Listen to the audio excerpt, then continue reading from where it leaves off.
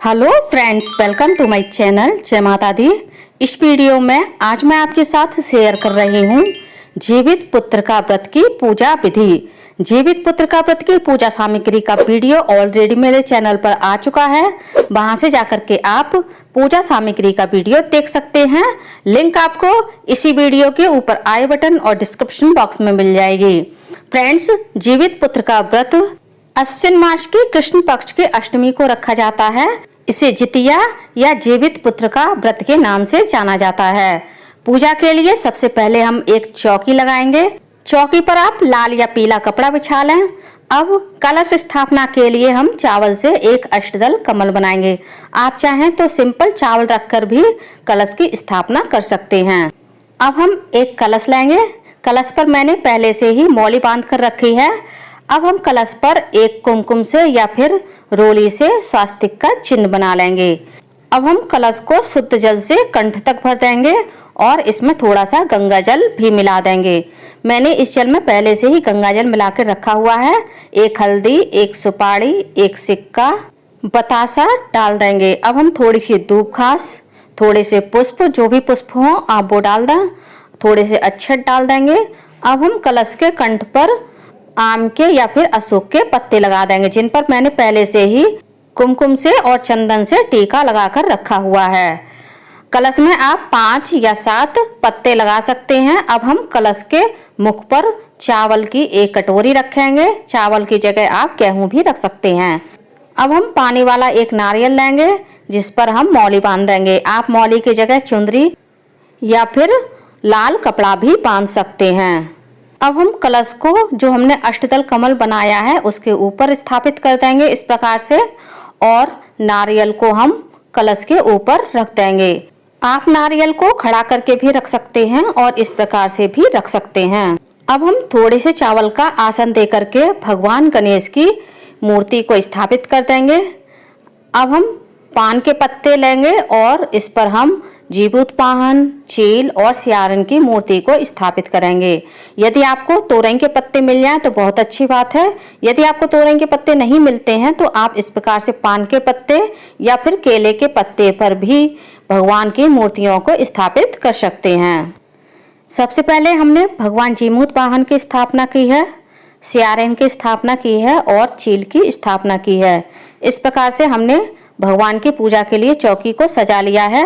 अब हम सबसे पहले दीपक जलाएंगे, क्योंकि किसी भी पूजा में अग्नि देव ही हमारी पूजा के साक्षी होते हैं। अब हम सभी भगवान को धूप दीप दिखा देंगे और सबसे पहले भगवान गणेश की पूजा करेंगे। जीवित पुत्र का व्रत माताएं अपने बच्चों की लंबी आयु और उनके अच्छे स्वास्थ्य और उनकी सुरक्षा के लिए रखती हैं। अब हम भगवान गणेश को तिलक लगाएंगे कुमकुम से, चंदन से और अक्षत चढ़ाएंगे। धूप घास, एक हल्दी, एक सुपारी और पुष्प चढ़ा देंगे। पुष्प आपके पास जो भी हो आप भगवान गणेश को अर्पित कर सकते हैं। दक्षिणा स्वरूप कुछ पैसे चढ़ाएंगे। इसके बाद वस्त्र रूपी एक मौली चढ़ाएंगे और हम भगवान गणेश को एक जनेऊ भी अर्पित करेंगे। अब हम भगवान गणेश को इत्र भी लगा देंगे। इस प्रकार से हमने भगवान गणेश की पूजा कर दी है, क्योंकि किसी भी पूजा में प्रथम पूज्य भगवान गणेश की ही पूजा की जाती है। गणेश जी के बाद सबसे पहले हम जीमूत वाहन की पूजा करेंगे, चील की पूजा करेंगे और सियारन की भी पूजा कर देंगे। इन सभी को हम चंदन से और कुमकुम से तिलक कर देंगे और अक्षत चढ़ाएंगे। जितिया का व्रत सबसे पहले चील और सियारन ने किया था, इसलिए इनकी भी साथ में पूजा की जाती है। ये मूर्तियां मैंने कैसे बनाई हैं इनका भी वीडियो आपको मेरे चैनल पर मिल जाएगा। वहां से आप यह मूर्तियां बनाना सीख सकते हैं। फ्रेंड्स, यदि आप प्रॉपर मूर्तियां बनाना ना चाहें तो आप केवल पिंडी रूप में भी भगवान जीमूत वाहन, चील और सियारन की स्थापना कर सकते हैं। जीमूत वाहन एक गंधर्व राजा थे और उन्होंने सर्प जाति के बच्चों की अपने प्राण दे करके रक्षा की थी, इसलिए जीमूत वाहन जी की इस पूजा में पूजा की जाती है। अब हम सभी को चने चढ़ा देंगे। इस व्रत में भीगे हुए काले चने का विशेष रूप से भोग लगाया जाता है। बाद में ये चने सभी को प्रसाद रूप में बांट दिए जाते हैं और जो स्त्रियां व्रत रखती हैं वह अगले दिन इन्हीं चनों को खा करके अपने व्रत का पारण करती हैं। अब हम सभी को वस्त्र रूपी मौली अर्पित कर देंगे। जीमूत वाहन जी को, चील को और सियारन को। अब हम जीमूत वाहन जी को जनेऊ अर्पित कर देंगे। फ्रेंड्स, मान्यता ऐसी भी है, जब एक बार यह व्रत आरंभ कर लिया जाता है तो इस व्रत को छोड़ा नहीं जाता है।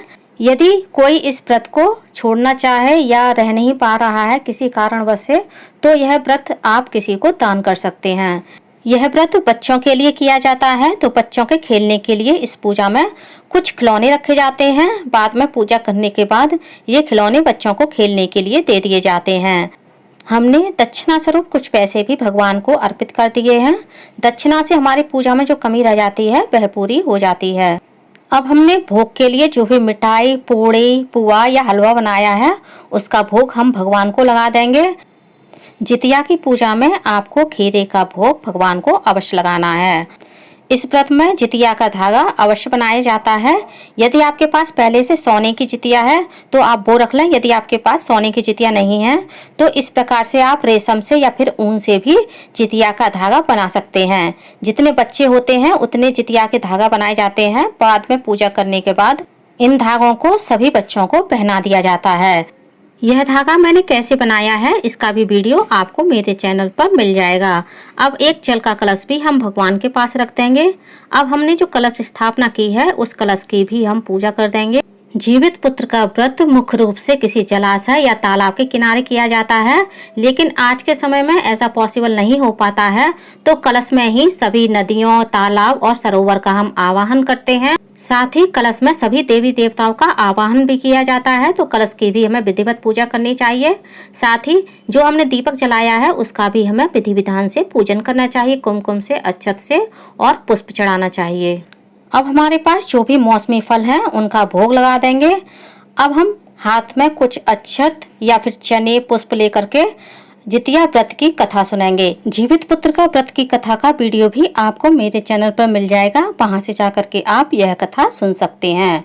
हमने हाथ में जो पुष्प और अक्षत लिए हैं वो हम भगवान के चरणों में समर्पित कर देंगे। अब हम सबसे पहले भगवान गणेश की आरती करेंगे, उसके बाद हम जीमूत वाहन की आरती करेंगे और कलश में हमने सभी देवी देवताओं का आवाहन किया है तो हम कलश की भी आरती कर देंगे।